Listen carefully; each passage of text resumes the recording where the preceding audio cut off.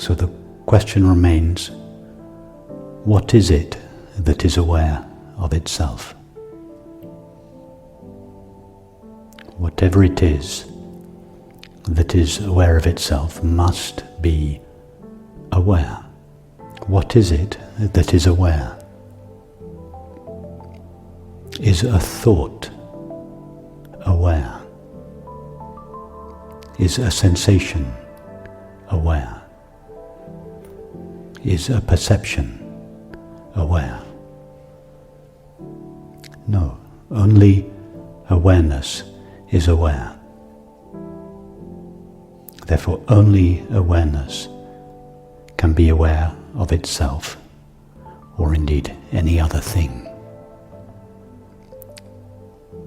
And therefore the name I always and only refers to awareness's knowledge of itself. And if we give our attention to ourself, that is, if awareness is aware of itself, rather than being aware of thoughts, images, feelings, etc. And if awareness were to ask itself, what is my experience of myself? Do I find any limits in myself? The answer would always be no. Imagine the space in this room. Imagine the physical space in this room were aware or conscious or knowing. In other words, imagine that the physical space in this room had the capacity to know or perceive. Now imagine this knowing or aware physical space were to taste itself, were to ask itself the question, what is my nature? Do I have any limits? Do I have a form? Do I have a shape? Do I have a color? Do I have a size? Do I have a gender? Do I have a location? The knowing space or the aware space in this room would sample itself, taste itself, know itself. And it would find no limits there. No location, no shape, no size, no gender. Now, having added the quality of being aware to physical space, so in our imagination we have this compound of physical space and knowing or being aware.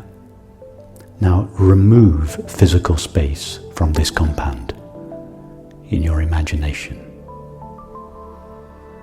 This compound immediately collapses. It no longer has a dimension. It is just pure knowing, pure consciousness.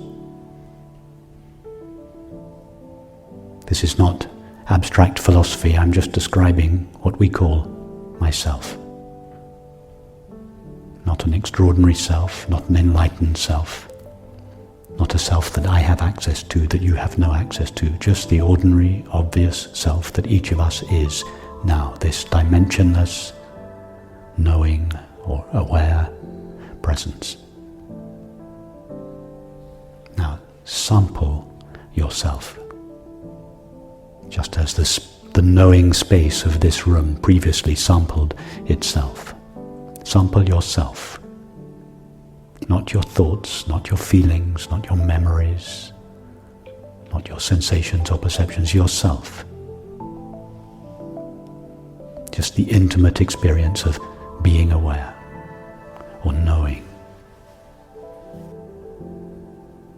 This is what it means to know thyself. The inscription that is carved on the entrance to the temple of Apollo in Delphi. The inscription that is the foundation of Western civilization. Know thyself. Know your own being as it is. Not as it might become, not an enlightened being or as special kind of being that some evolved people have, that others don't have. The being that shines in the midst of everyone's experience. The being that shares none of the limitations of experience itself. In other words, the being that is impersonal. That is, shares none of the personal qualities of our thoughts, images, feelings, etc. Impersonal, but at the same time utterly intimate. It is closer than close.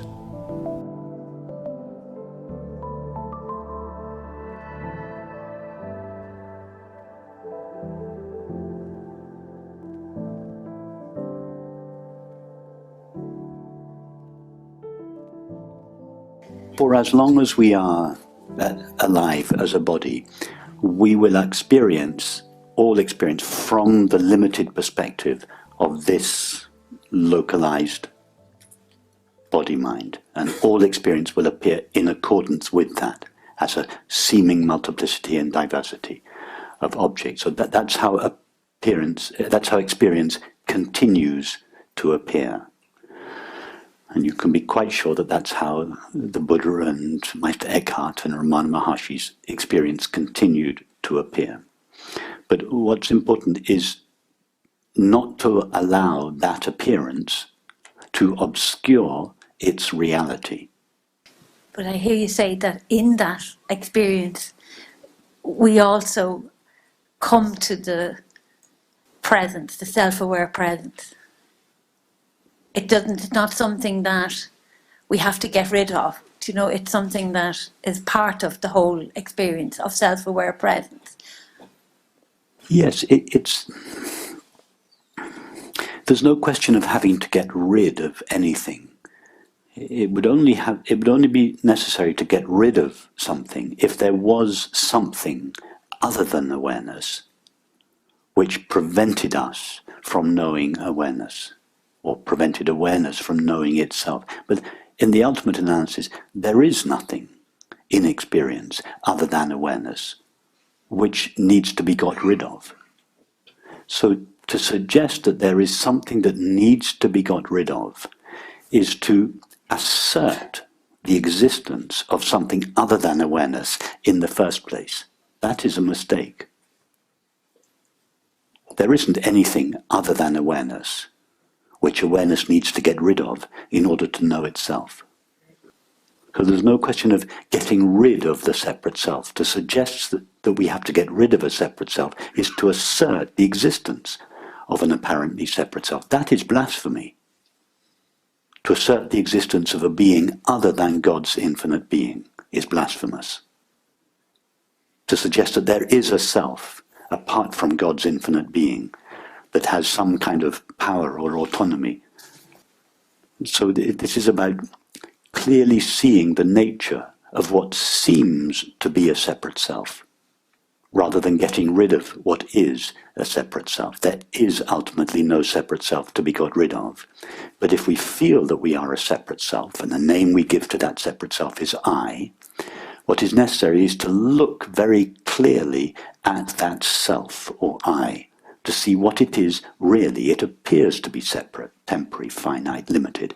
But that's how it appears. Why does it appear like that? Because we haven't clearly investigated it. So what we have to do is investigate it and see it clearly. It's the traditional analogy that many of you will know, that the rope that is mistaken for a snake. There's no question of getting rid of the snake before you see the rope.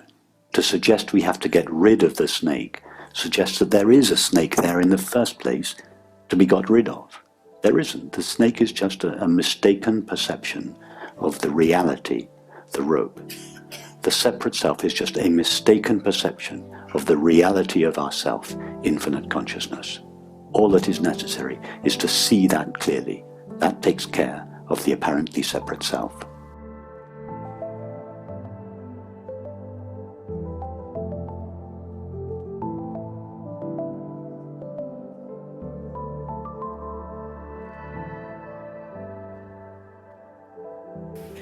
My question is on relation to what you mentioned a couple of minutes ago, and also the experience is when I am. So you said something like the being or awareness is not only behind the experience, but it's mingled with the experience or something similar.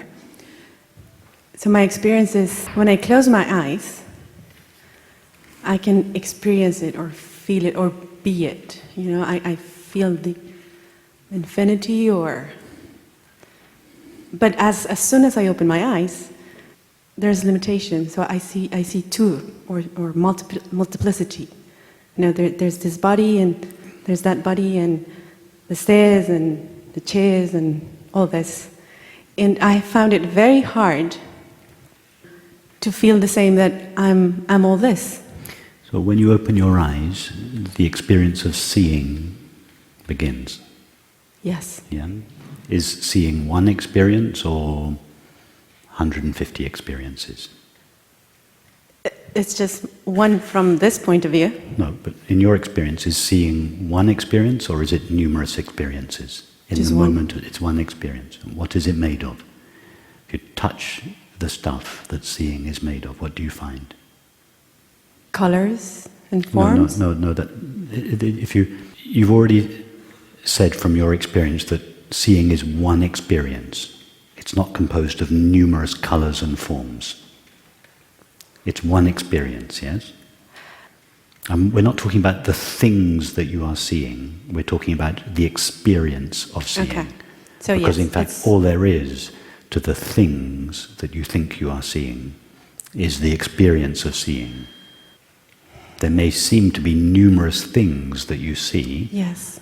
but all you know of those apparently numerous things is the single experience of seeing. Can you be Yes. sure that there are any seen things independent of the experience of seeing? No. Because all there is to the seen things is the experience of seeing. Seeing. Mm-hmm. And seeing is one experience. Yes. Yes? Now, touch the stuff. Don't go back to the things. We've already Yes. gone from the apparent things that are seen to the experience of seeing. Now, touch the stuff that seeing is made of. Seeing is not nothing. That something is there. Mm-hmm. Touch it. Mm-hmm. What is it? It's easy for you to touch because you are experiencing it. Yes. And if you are experiencing it's seeing. Yeah, but what is it made of? If you touch it, what's the stuff it is made of? Experience. Okay, touch your experience. What's your experience? I want you to reduce it further. All right. So yes, all there is to seeing is experiencing. You're quite right. Now touch the stuff that experiencing is made of. Go more essential than experiencing. You're going in the right direction, from the seen object to seeing, from seeing to experiencing. Take another step back. What is the stuff that experiencing is made of? Awareness. Knowing, yes, knowing. Mm-hmm. Knowing. In relation to this conversation, let's call it knowing. Okay. Now, forget about seeing. Let's talk about sounds. The sound of my voice and whatever other sounds. You're hearing numerous sounds. Yes. But is there anything to those sounds other than the experience of hearing? No. And is the experience of hearing one experience or numerous experiences? One. And what is the experience? If you had to touch the stuff that hearing was made of, what would you find? Awareness. Knowing. Knowing. Yeah, yes. Okay. Yes. Now let's do it with the sensation of your hand on the mic. You have there's a sensation there. Yes. Is there anything to that sensation other than the experience of sensing? No. And put your hand on the floor. Is there anything to that experience other than sensing? No. And is the experience of sensing one experience or numerous experiences? One. And touch the stuff that sensing is made of. What do you find? Knowing. Okay. And is the knowing out of which sensing is made, and the knowing out of which hearing is made, and the knowing out of which seeing is made, the same knowing, or are there three different knowings? Same. Okay, now don't just refer to your current experience, but refer to any experience that you have ever had, Okay. or any experience that you could ever have. Touch the stuff that it is made of. Is there anything there other than knowing? Well, for past experiences, no. For future, it's, I don't know. Well, let's imagine a future experience, such as dinner this evening. Mm-hmm. Could there be anything to that experience other than the knowing of it? What other substance could you experience or taste at dinner tonight other than knowing? Just And knowing. Just if you had a experience. vision of God, what could there be to that experience other than the knowing of it? Nothing other than knowing or And awareness. if you were to have a near-death experience, what could there be to that experience other than the knowing of it? Nothing. And if you were to find yourself deeply depressed one day, what could there be to that experience other than the knowing of it? Nothing. What could there be to any experience other than the knowing of it? Is knowing one thing or many things? It's just one. So how do you know there is anything other than knowing?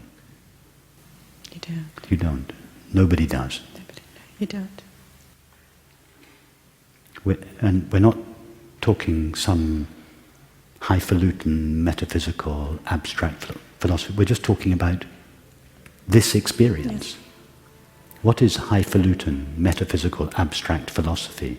Is that the idea that there are a multiplicity and diversity of separate objects and selves. There is no experience of that. There is just knowing.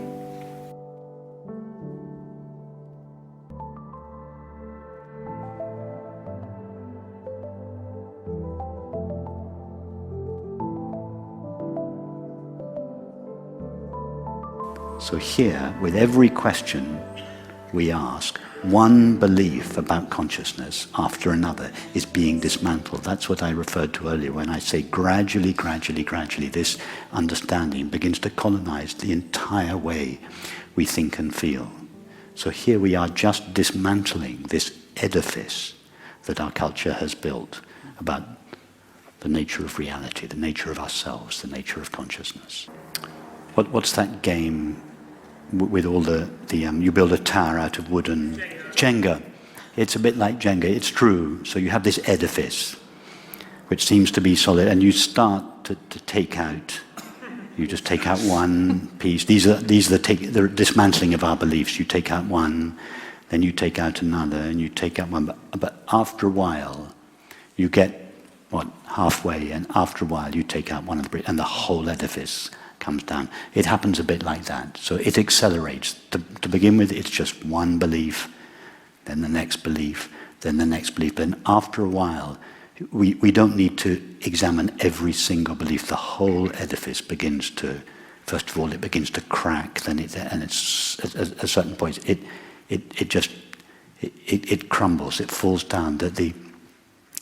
We begin to see our experience in a way that is consistent with the understanding that all there is infinite consciousness, and all of this is a modulation of that. It begins to make sense. It begins to come clear, and all the time we get confirmation after confirmation after confirmation. Yes, of course, that makes sense now. Of course, I couldn't see it before because I had these old ideas that I inherited from my culture.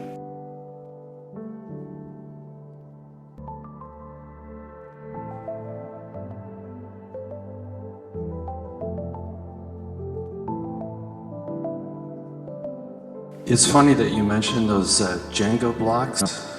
You know, I often ask myself, what's keeping up that tower? The illusion of self, or the one that thinks he's separate.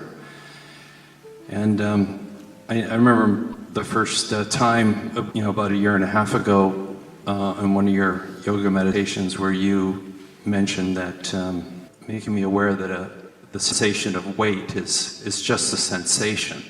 And I could feel that the Jenga blocks, in that moment really start to wobble, right? And it was really exciting, and metaphorically, it just felt like my spiritual journey was off to the races in a way. Sometimes I wonder what is keeping up those Jenga blocks, because I still feel like it hasn't, fully collapsed. Well, it could be two things.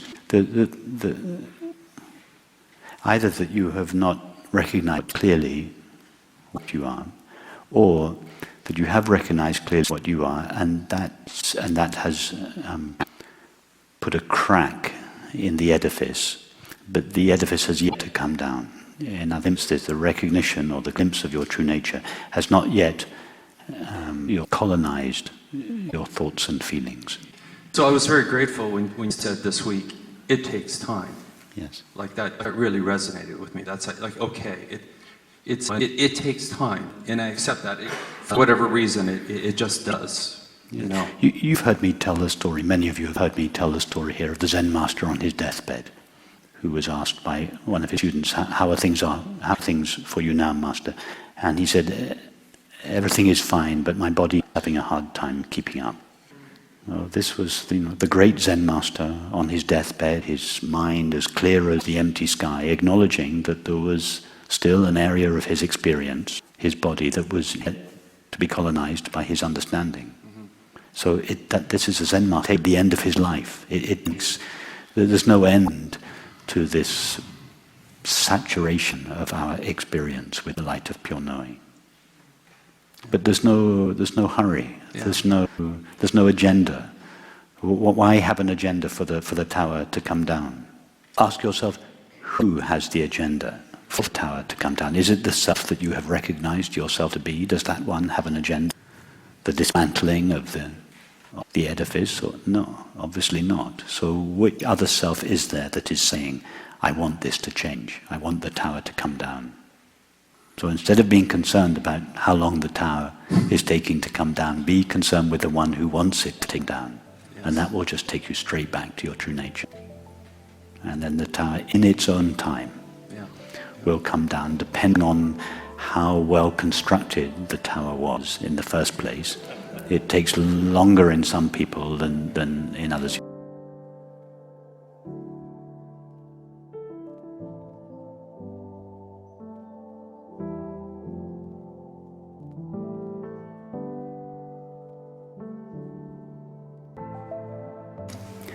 When everything that can be removed from us is removed, what remains simply shines by itself. This self-shining is not a new experience or an extraordinary experience. It is just the revelation, the laying bare of our essential being, when it is no longer colored or darkened by experience. This revelation of our essential being is not an extraordinary experience called enlightenment. It is just the revelation of the light of our being,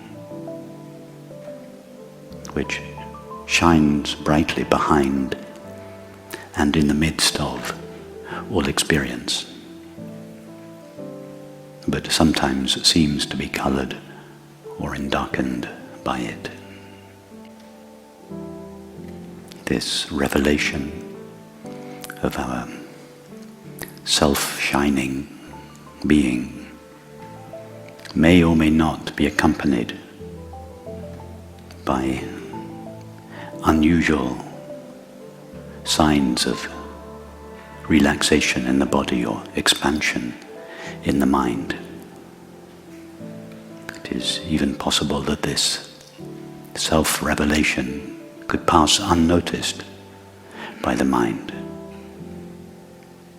or could be accompanied just by a simple thought,